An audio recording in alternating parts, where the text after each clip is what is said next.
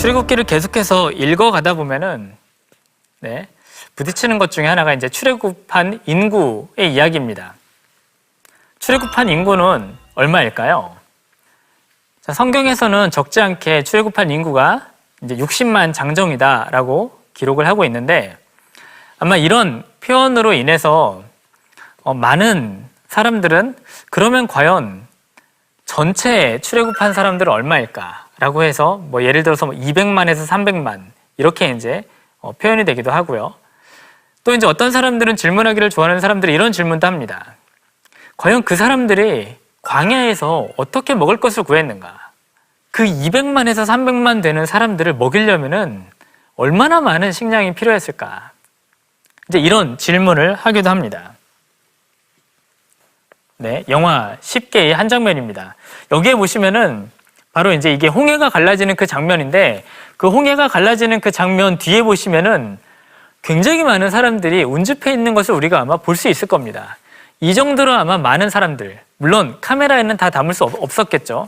엄청나게 많은 사람들이 지금 나왔다라고 하는 것을 이제 보여주고 있기 때문에 제가 잠시 좀 가져와 봤습니다. 출애굽기 12장 37절에 보시면은 이스라엘 자손이 라암셋을 떠나서 숫곳에 이르니 유아 외에 보행하는 장정이 60만 가량이요. 자, 이제 이렇게 기록을 하고 있는데요. 사실 이것에 대해서는 적지 않은 논쟁들이 있기도 합니다. 예를 들어서 어떤 사람 같은 경우에는 주전 10세기 초반이나 이제 그런 곳에는 고대 가나안 그쪽에 대도시들도 이제 있었는데 거기에 인구가 10,000명을 넘지 않는다. 그런데 어떻게 이렇게 많은 사람들이 과연 나올 수 있었는가? 이런 질문을 이제 던지기도 합니다. 왜 그러냐 하면은 이제 이것은 해석의 가능성을 제가 혹은 해석의 여러 다양성을 위해서 제가 이제 말씀을 드리는 겁니다. 히브리어로 이제 엘렙이라고 하는 단어가 있는데요. 이 단어가 천을 의미하기도 합니다. 그런데 또 하나는 천으로만 번역이 되는 것이 아니고요. 때로는 가족 혹은 부족으로 간주될 수 있기 때문에 그렇습니다. 그렇다면은 천이라고 하는 것이 이제 가족 혹은 부족으로 번역이 될 수 있다면은 이것은 600여 가족 혹은 600여 부족으로 해석될 수 있습니다. 물론 부족이라고 하면은 좀 더 큰 단위로 우리가 생각을 할 수 있겠지만 아마 가족이라고 하면은 단위가 조금은 작아지는 것 같습니다. 몇 가지 예로 말씀을 드리면은 사사기 6장 15절을 보시면요. 자, 기드온이 그에게 대답하되 오 주여 내가 무엇으로 이스라엘을 구원하리이까? 보소서 나의 집은 므낫세 중에서 극히 약하고 나는 내 아버지의 집에서 가장 작은 자니이다. 여기 보면은 이 집이라고 하는 표현이요. 조금 전에 우리가 봤던 엘렙이라고 하는 단어를 이제 번역한 것이기 때문에 그렇습니다. 여기에서도 이제 집이라고 번역이 되어 있고, 또 하나는 민수기 1장 16절을 보시면은 그들은 회중에서 부름받은 자요 그 조상 지파의 지휘관으로서 이스라엘 종족들의 우두머리이다 라고 이야기를 하는데, 여기 있는 이스라엘 종족들이라고 하는 이 표현, 이건 역시 엘렙이라고 하는 단어를 이제 번역을 한 것입니다. 우리가 여기에서 이제 볼 수 있는 것처럼 엘렙이라고 하는 단어가 천이라고 하는 단어로 번역될 수도 있지만, 또 하나는 가족 혹은 종족이라고 하는 단어로도 번역될 수 있는 것을, 이런 다양성을 우리가 확인할 수가 있습니다. 그렇다면은 이 60만이라고 하는 이것은 과연 무엇을 이야기를 하는 걸까요? 그것은 우리가 그것을 숫자적인 그런 개념으로만 이해하기보다는 오히려 이스라엘 사람들이 셀 수 없을 정도로 많이 나왔다, 이런 의미로 이해하시는 것이 좀 더 적절하지 않을까 하는 생각을 합니다. 그것은 왜 그러냐 하면은 이스라엘이 그럼 이렇게 많이 불어나게 된 것, 이스라엘 사람들이 이렇게 많이 증가하게 된 것, 그 원인은 무엇인가? 바로 그 하나님의 축복이 있었다라고 하는 것을 강조하는 것입니다. 그 하나님의 축복이 이 정도로 많다라고 하는 것을 강조하는 것이기 때문에 60만이라고 하는 그런 숫자에 매이기보다는 번역의 다양성을 우리가 생각을 하면서 하나님께서 이스라엘 백성들을 그 정도로 축복하셨구나, 이렇게 이해하시면 좀 더 적절할 것 같습니다. 자, 두 번째로는요, 잡족과 가축들이라고 하는 이 표현입니다.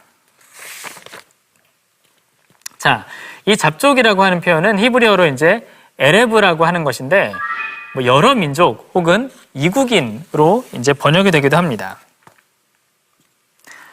자, 출애굽기 12장 18절 보시면요, 여기 보시면은 그 밖에도 다른 여러 민족들이 그들을 따라 나섰다라고 설명을 하고 있습니다. 자, 이 출애굽기 12장 18절을 보시면은 아마 제가 지금 여기에는 새 번역으로 가져왔습니다. 아마 개역개정 성경을 보시면은 아마 잡족으로 등장을 할 것입니다.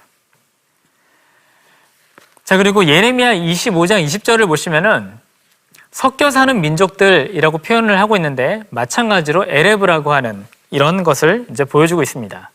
조금 독특한 것은 이 에레브라고 하는 표현이 요 아라비아라고 하는 것과 동일한 의미로 이제 사용되고 있다라고 하는 것입니다. 그래서 어떤 사람들은 이 에레브가 아랍을 이야기를 하는 것이 아닌가, 이제 그렇게 해석을 하는 주석가들도 있습니다. 자, 느헤미야 13장 3절을 보시면요, 섞인 무리들을 지금 분리하는 것, 섞인 무리들을 지금 분리하는 이런 장면을 우리에게 보여주고 있습니다. 그런데 출애굽기에서는 섞인 사람들을 분리하는 것이 아니라 마치 지금 그 사람들도 같이 데리고 나온 것처럼 우리에게 지금 알려주고 있습니다. 왜 그럴까요? 느헤미야 13장 1절을 보시면은 암몬 사람과 그리고 모압 사람을 분리하기 위한 그런 작업이 이제 시작되고 있는 것을 볼 수가 있습니다.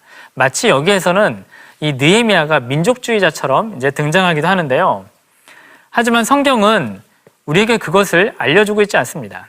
예를 들어서 민수기 11장 4절에서도 섞여 사는 다른 인종에 대해서 우리에게 이제 이야기를 해주고 있습니다. 이처럼 출애굽기에서 굉장히 빈번하게 다른 민족 혹은 섞여 사는 사람들에게 이렇게 지금 이야기를 하고 있는데, 그러면은 섞여 사는 사람들이 어떻게 이스라엘 사람들이 될 수 있을까요? 우리가 알고 있는 것은 이스라엘 사람들만 애굽에서 나왔다, 혹은 그 나온 사람들이 이스라엘 사람이 된다라고 우리는 알고 있는데, 이 섞여 사는 사람들 혹은 이방인, 그런 사람들이 어떻게 이스라엘 사람들이 될 수 있을까? 성경을 보면은 우리에게 이것을 보여주고 있습니다. 이 출애굽기 12장 49절이 사실은 굉장히 중요한 구절인데, 여기에 보시면 뭐라고 이야기를 하냐면은 본토인에게나 너희 중에 거류하는 이방인에게나 이 법은 동일하다. 이것은 지금 무슨 말씀일까요? 본토인은 이스라엘 사람을 이야기를 합니다. 이스라엘 사람이나 이방인이나 공통적으로 그들에게 요구되는 것이 있습니다. 그것은 뭐냐면은 바로 하나님 말씀, 하나님의 법인, 그리고 하나님의 말씀인, 그리고 하나님의 가르침인 토라에 대한 순종, 바로 그것을 요구하고 있습니다. 섞여 사는 사람들이 어떻게 이스라엘 사람으로 될 수 있는가? 이것을 보면은 너무나도 간단합니다. 이것은 오늘날 개념에서도 굉장히 중요합니다. 우리는 혈통으로는 이스라엘 사람이 결코 될 수가 없습니다. 하지만 우리는 이스라엘 사람은 아니지만 하나님의 백성이다 라고 말합니다. 우리가 하나님의 백성으로 될 수 있는 이유는 뭘까요? 우리가 하나님의 백성이 될 수 있는 것은 하나님의 말씀에 대해서 순종해야만 될 수 있다는 것입니다. 우리의 삶에 그렇다면은 오늘 강의를 통해서 어떤 것을 적용할 수 있을까요? 두 가지를 함께 생각해 보았으면 좋겠습니다. 첫 번째는 뭐냐면은 일상의 삶 속에서 하나님의 주권을 인정해야 한다는 것입니다. 우리가 오늘 말씀을 통해서 10가지 재앙이 품고 있는 가장 기본적인 의미는 야훼 하나님에 대해서 알아라 하는 것입니다. 그리고 이방신의 대화를 통해서 그때 당시 애굽 사람들은 야훼의 하나님이 아닌 이방신을 섬기고 있었는데 그 이방신이 하나님한테 굴복하는 모습을 통하여서 하나님의 주권을 성경은 선언하고 있는 것입니다. 마찬가지로 우리의 삶 속에서 우리는 날마다 하나님의 주권을 선언해야 할 것입니다. 예수님께서는 신약에서 오늘날 우리에게 만몬과 그리고 하나님과의 대결을 이야기를 하셨습니다. 우리의 주인은 과연 누구인가? 만몬, 재물로 대표되는 바로 그 만몬인가? 아니면 하나님인가? 쉽게 하나님이라고 선언은 하고 있지만 혹은 그렇게 생각은 하고 있지만 우리의 삶은 과연 그대로 살아가고 있는가? 고민해 보아야 할 것입니다. 두 번째는 뭐냐면은 하나님의 말씀에 우선순위를 두고 살아가야 한다는 것입니다. 우리는 혈통으로는 이스라엘 사람이 아니라고 말씀을 드렸습니다. 그럼에도 불구하고 우리가 이스라엘 사람이 될 수 있었던 것은 혹은 우리가 하나님의 백성이 될 수 있었던 것은 바로 하나님의 말씀, 그것을 따르기로 선언했기 때문입니다. 하지만 선언만 하고 하나님의 말씀을 따르지 않는다라고 하면은 우리는 과연 하나님의 백성이라 이야기할 수 있을까요? 교회를 다니는 것, 그것뿐만이 아니라 우리는 하나님의 말씀의 본질로 따라가야 할 것입니다. 우리가 오늘 애굽으로부터의 탈출에 대해서 함께 말씀을 보았습니다. 다음 시간에는 애굽을 하나님께서 이스라엘 백성들을 이끄시고 나오는 그 구름기둥과 불기둥에 대해서 함께 살펴보도록 하겠습니다. 감사합니다.